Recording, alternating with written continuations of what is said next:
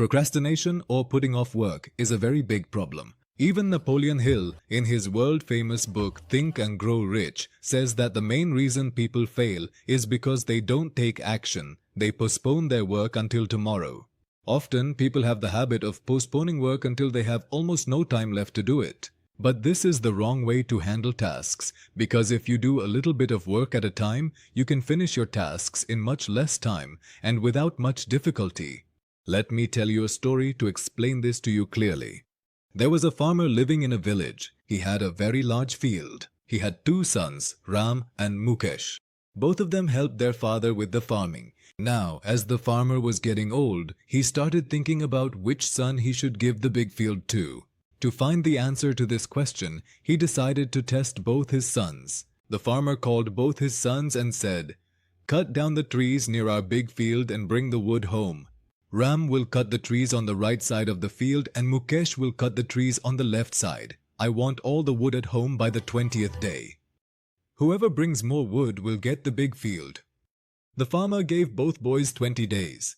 Because there were a lot of trees near the field. The very next morning, Ram and Mukesh set out towards the field with their axes. Ram started cutting the trees on his side, but Mukesh thought, "There are still 20 days left, I'll start tomorrow. Let me rest for now." Ram would cut trees every day for a short period of time. Meanwhile, Mukesh kept procrastinating on his work every day. 18 days passed. Ram had cut down almost all the trees on his side and was now tying up the wood to take home. Suddenly, Mukesh remembered that there were only 2 days left to cut the wood and take it home, and he hadn't even cut a single tree yet. So now Mukesh went into full panic mode and started cutting trees on the 18th day. He kept cutting trees all day and throughout the night. On the 19th day as well, he cut trees day and night. By the 20th day, Mukesh had cut down all the trees, but from working so much, he became exhausted and fainted right there in the field. Now Mukesh's father came to the field and woke him up. He said, "Do you know that Ram had already brought all the wood home by the 18th day? He did a little work every day and didn't procrastinate. He is the one worthy of taking responsibility for this field. But you kept putting off your work, and look at the state you're in today. Even if you had cut just one tree each day, your work would have been done easily. But you kept being lazy, and that's why I am giving my bigger field to Ram." Just like Mukesh, we also keep procrastinating on our tasks, which may feel good at the time, but in the long run, this procrastination will hollow you out from within and make you unhappy. That's why it's important to cure procrastination. So in today's video, I'm going to share some practical tips that will help you eliminate procrastination from your life as well. So it's important to watch the video till the end. Tip number 1. Set a strong deadline. Deadlines are extremely important for getting any task done quickly and effectively. Parkinson's law explains this well. The amount of time you have to complete a task is exactly how long it will take you to finish it. This law has been proven by several studies. For example, in a study conducted at a university, students were divided into 2 groups, Group A and Group B. Both groups were given 3 assignments each.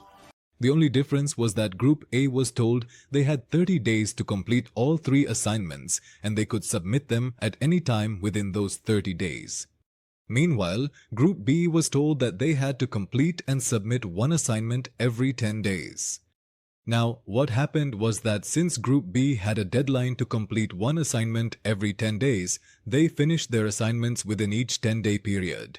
On the other hand, when Group A was asked, they said that they didn't do a single assignment for the first 20 days and completed all the assignments in the last few days. So, this research clearly shows that the longer your deadline is, the more time you will take to complete the work. That's why you should always set an appropriate deadline to finish any task. Number 2. Learn the art of delayed gratification. In the year 1972, Professor Walter Mischel from Stanford University conducted a very interesting study on young children. He named this study the marshmallow test. Marshmallow is the name of a type of sweet. So in this test, Mr. Walter called the young children into a room one by one, placed a marshmallow on a plate in front of them and told them, "If you want, you can eat this marshmallow right now. But if you wait for 15 minutes, I will give you 1 more marshmallow along with this one."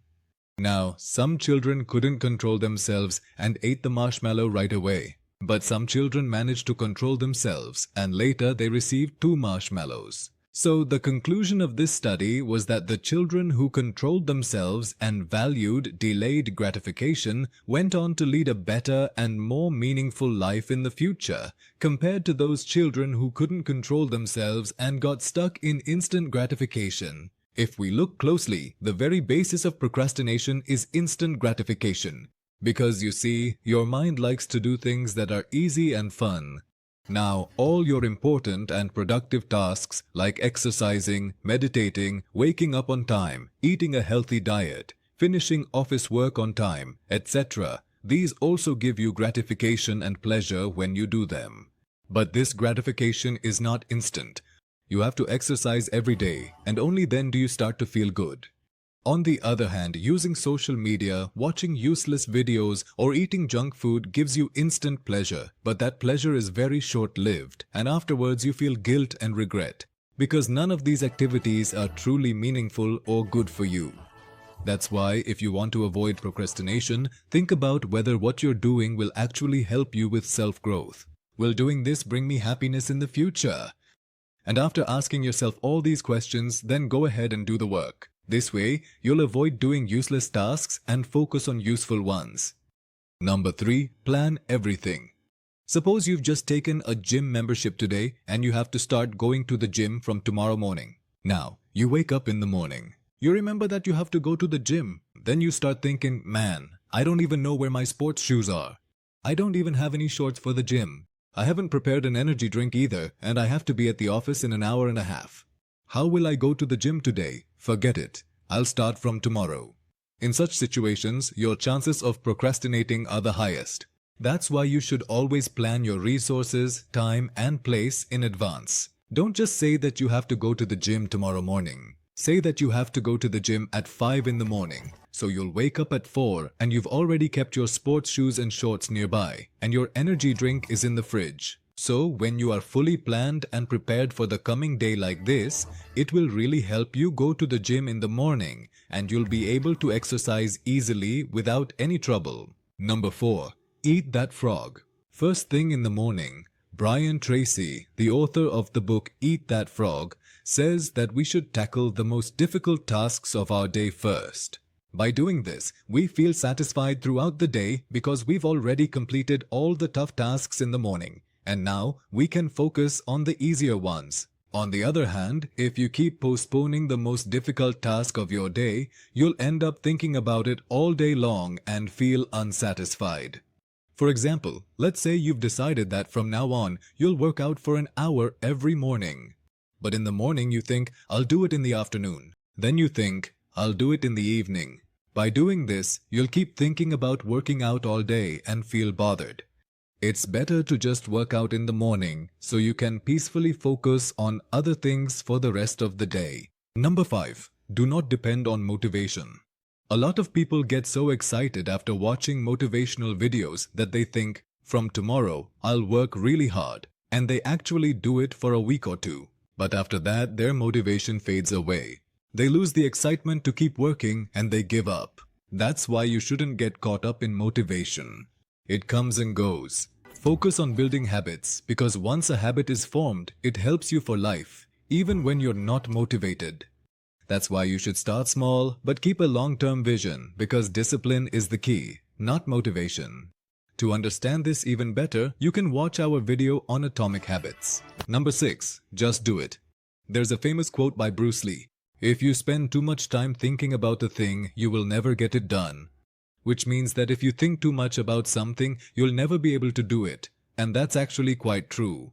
Whenever we overthink about doing a difficult task, we end up stressing ourselves out, thinking, this task is so hard, how will I do it? Or, I don't even have enough time left, how will I manage? Thoughts like these start circling in our minds. That's why you shouldn't overthink before doing any task. It's never as hard as it seems when you think about it. For example, when you think about working out, it feels really uncomfortable, but once you actually do it, you feel good. So don't think so much, just do it. Number 7. Do not burn out. By using the rest of these tips, many people will suddenly decide to become the most highly productive person in the world, and for a week they'll get all their work done without procrastinating. But after that, they'll gradually slip back into their old habit of putting things off. That's why if you want to defeat procrastination, you have to make productivity a habit. Start with small steps. You can't become as productive as Elon Musk on the very first day. You have to practice for a long time. Our mind can't consistently do very hard work. That's why you should always focus on making any good action a habit. Just think about it yourself. If until now you never did anything on time, and suddenly from the next day you start finishing everything on time, your mind won't be able to adapt to this change. So go slow, but be consistent. This is the mantra for achieving success in any task. So these were some practical ways to overcome procrastination. I hope you liked the video. If you enjoyed the video, don't forget to like, share and subscribe. I'll see you in the next video with more self-improvement tips and book summaries like this. Thanks for watching.